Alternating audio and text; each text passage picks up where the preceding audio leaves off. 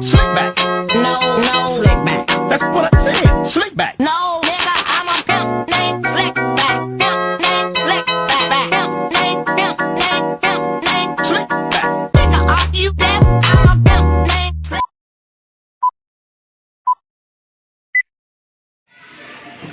Selamat siang semuanya. Siang, Bu. Sehat semua? Sehat, Bu. Udah siap untuk belajar hari ini? Siap, Bu. Siap. Oke, sebelum kita mulai pembelajaran, boleh Eca memimpin doa?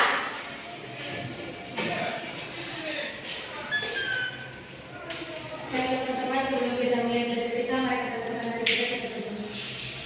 Seluruh puji syukur kami naikkan kehadirat Tuhan yang sungguh baik. Terima kasih segala penyertaan Tuhan kepada kami hingga kami masih bisa berkumpul bersama Yesus Tuhan. Kami akan memulai pelajaran kami berkali kami Tuhan dan tolong firman Tuhan.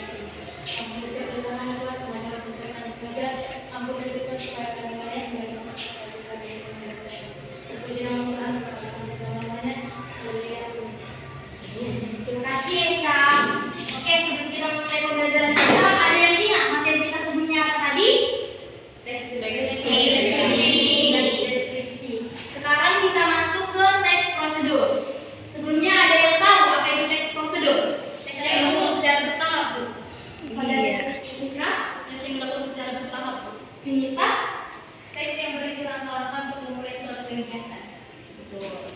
Jadi, teks prosedur adalah teks yang berisi langkah-langkah atau instruksi untuk melakukan suatu aktivitas atau kegiatan.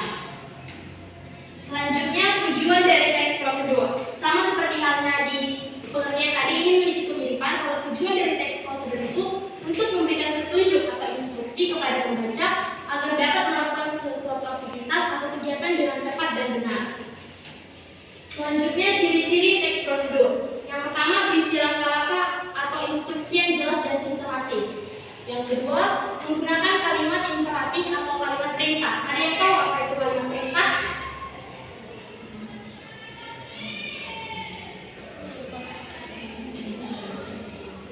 Oke, kalau tidak ada yang tahu, Ibu kasih tahu ya. Jadi kalimat perintah itu contohnya bersifat menyuruh. Contohnya masukkan, siapkan, lakukan. Seperti buatkan juga boleh, bersifat menyuruh, memerintah. Lalu selanjutnya yang ketiga, menggunakan kata bilangan atau numeralia. Ada tahu kata bilangan itu apa?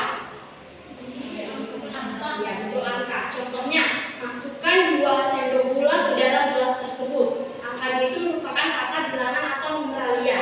Lalu yang keempat, menggunakan kata penghubung yang menunjukkan urutan. Ada yang tahu kata penghubung apa aja? Contohnya, konjungsi dan serta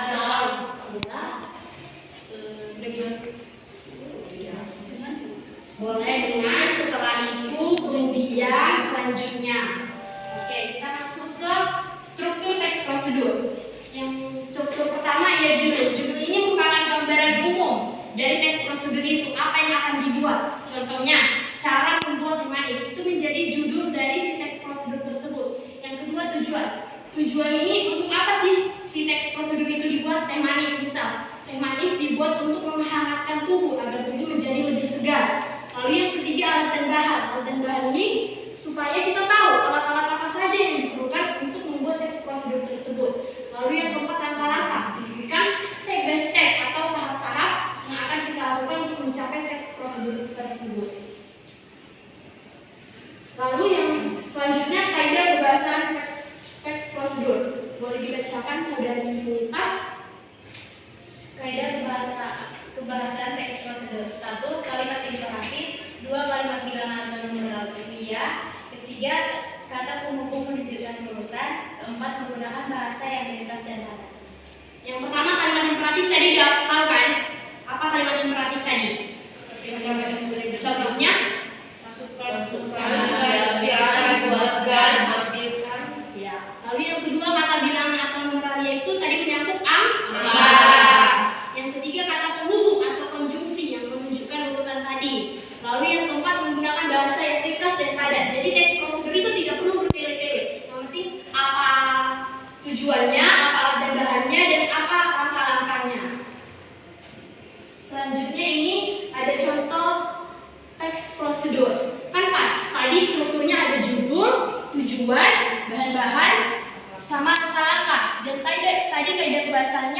ada kata perintah di sini. Angka untuk numeralianya masukkan 1 teh celup. Semua ada kan sesuai struktur dan kaidah kebahasaannya. Baik, di sini ada contoh video dari si teks prosedur tadi. Boleh kita lihat sama-sama.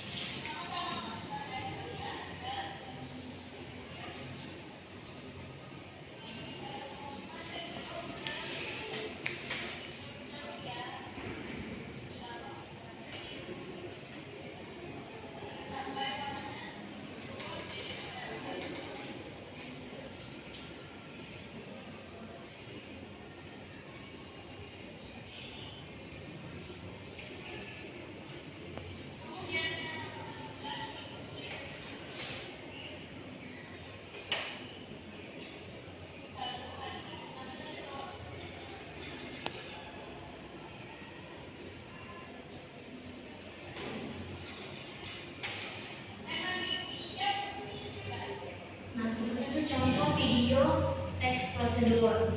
Sebelum kita melanjutkan pembelajaran, mulai kita ikuti. Jadi SPP-nya gini. Nanti kalau ibu bilang pagi, tepuk tangannya sekali. Kalau ibu bilang siang, tepuk tangannya 2 kali. Kalau ibu bilang malam karena malam keadaan hening, jadi tepuk tangannya setengah. Oke? Pagi, siang, malam, malam. Gak fokus kan, kan? Oke, ulangin. Siang,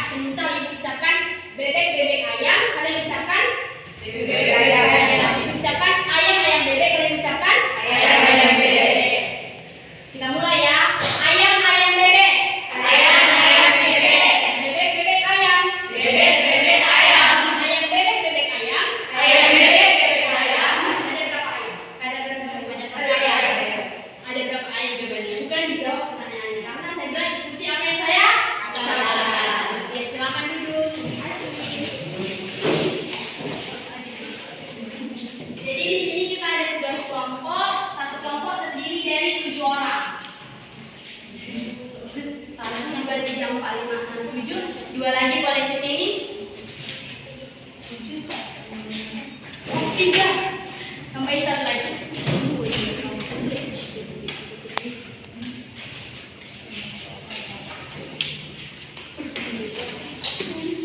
Jadi ini adalah membuat mencatat teks prosedur, cara membuat ada salad buah sama apa di situ saudari?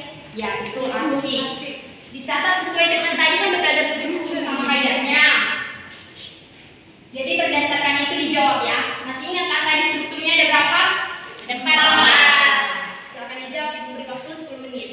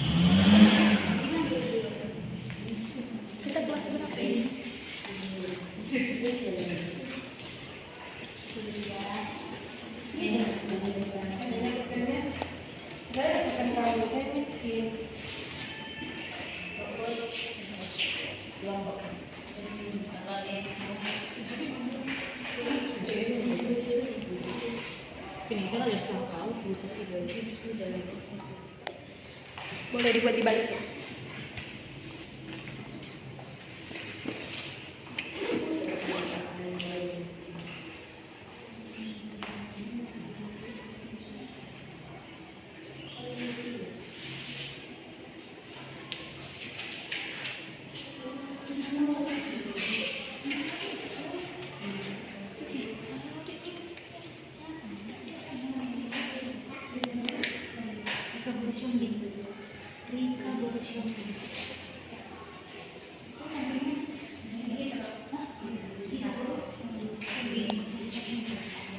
Selesai tugasnya? Sudah. Oke, kalau memang sudah selesai, kelompok kedua boleh dibacakan ke depan. Baik Ibu, terima kasih atas waktunya. Baik, di sini saya akan membacakan teks prosedur untuk membuat ikan mas arsik, di mana bahan-bahannya yang pertama adalah 3 ekor ikan mas ukuran agak besar, lalu yang kedua 2 cm lengkuas, 10 batang serai, selanjutnya 3 lembar daun salam, selanjutnya 200 gram bawang lokio, selanjutnya 10 lonjor kacang panjang potong 5 cm, selanjutnya 2 sendok teh garam, dan selanjutnya 300 ml air.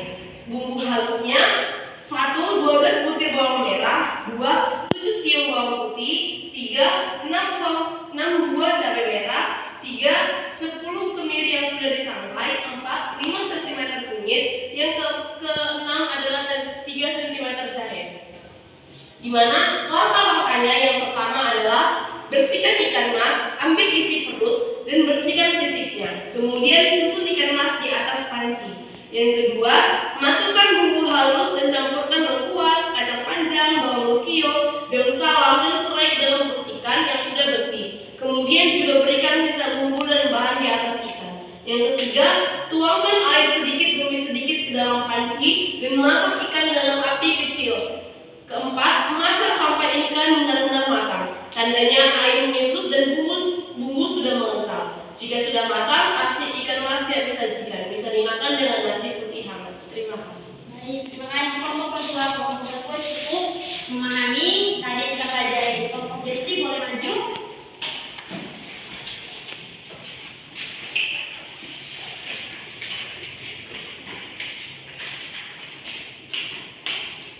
Cara membuat salad buah.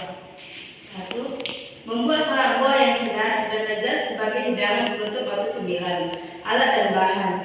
Alatnya itu ada pisau, telenan, mangkok, sendok, gelas. Bahannya buah-buah segar sesuai selera seperti apel, pir, melon, semangka, stroberi, anggur, pisang, pepaya.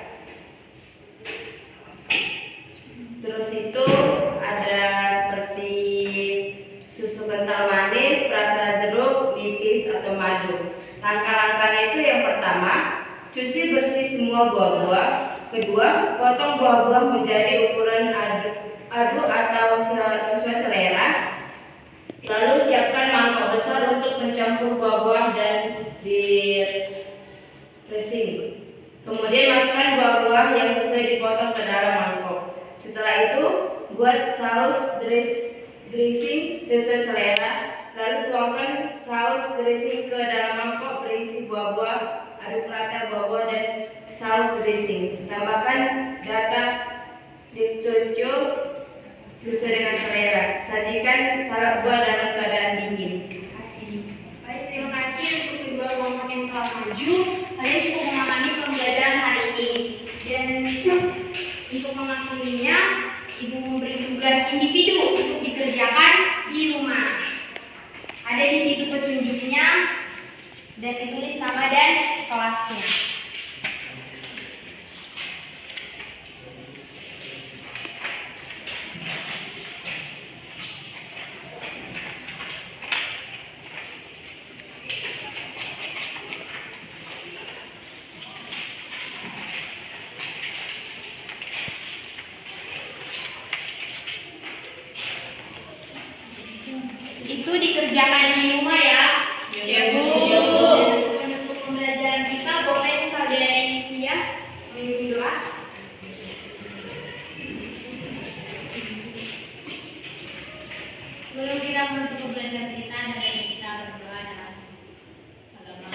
saya membawakan dalam agama Kristen. Mari kita berdoa. Terima kasih Tuhan atas kasih berkat-Nya Kau limpahkan kepada kami. Telah selesai, pembahasan kami Bapak, Bapak, Engkau yang memberkati hati dan pikiran kami, agar pembelajaran itu menjadi berkat dalam hidup kami. Terima kasih Bapak dalam nama Tuhan Yesus Kristus kami bersyukur. Amin. Baik, terima kasih Via.